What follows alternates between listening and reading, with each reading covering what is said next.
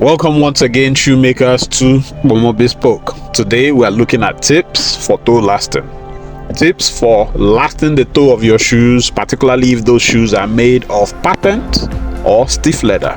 I have about 4 tips to give you in about 5 minutes, so let's not waste time. Let's get right on into it. Tip number 1: toe puff materials. Front stay materials. You have a wide range of materials that you can use for your front stays besides leather, which is very expensive.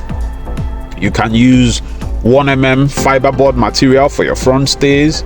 Then you can also use the heat activated thermoplastic material or the solvent activated material. The last two, I don't recommend them for obvious reasons. You need heat or solvent to activate them, whereas for fiberboard you just need to prepare it and skive it properly, and same with leather, but leather is expensive.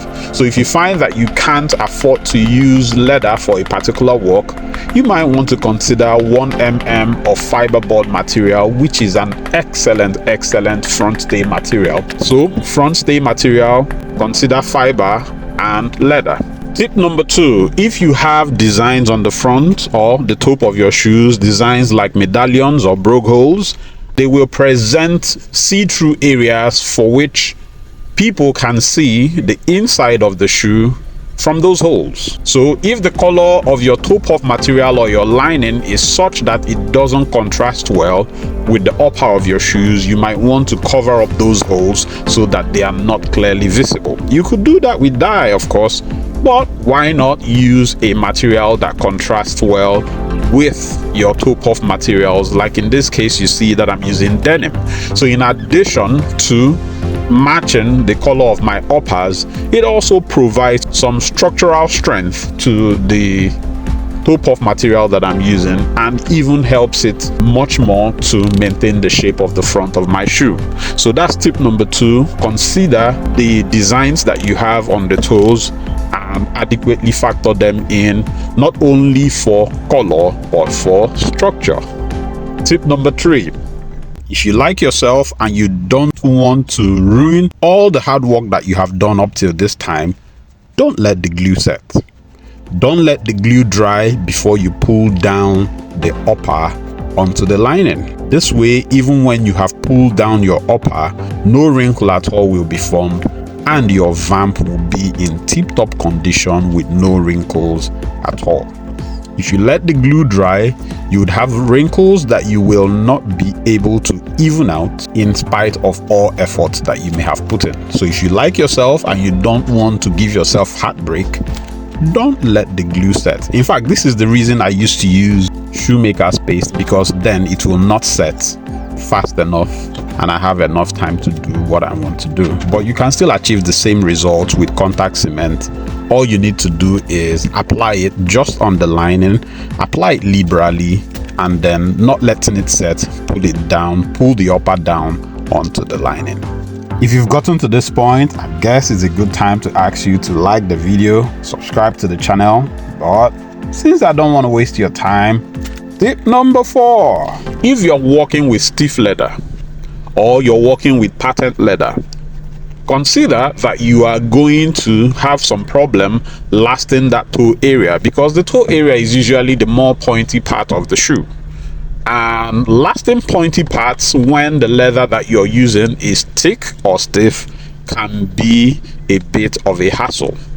So what is the tip here? You might consider skiving down that tip area to about just 50% of the thickness that you would have had on your thick or stiff leather, and you will find that at the time you are lasting, it is easier to last that toe area and you will not have any wrinkles whatsoever. I usually see that people have a lot of wrinkles when they are working on patent leather, and that is because they have ignored this tip.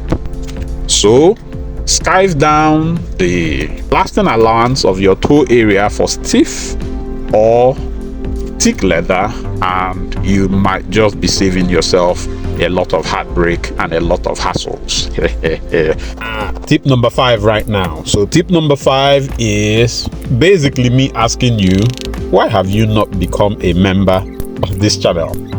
You know, we have two categories of membership right now. We have the classic Shoecademy alumni membership, which is just about 50 cents.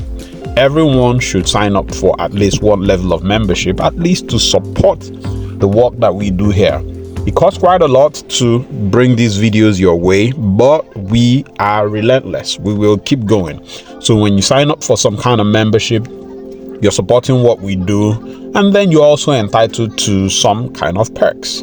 You get member exclusive videos, you get premium, you get to see some of the videos premium, you get to see them before everybody else get to see them, and you also get some discounts on some events that we organize and some merchandise that we might be rolling out in time coming.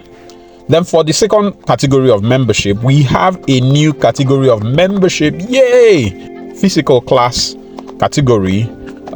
We are organizing physical classes. We are starting to organize physical classes every quarter. So if you're a member in that category and you've been a member for at least 2 months, you are entitled to not just discount, completely free physical one-day class. We want to have classes where we meet up together, share a cup or two of coffee, and learn how to make shoes physical. And so I think that this is a membership category that is very, very useful for those of you who live within and around Lagos, or even if you're not within and around Lagos but you still feel like, you know, you want to show your support. Sign up for membership and you know, just help a brother out. So ladies and gentlemen, those are the tips that I wanted to share with you. Getting your toes well done. I hope you found this video helpful. I hope you have signed up for membership. Until I see you next time, God bless you.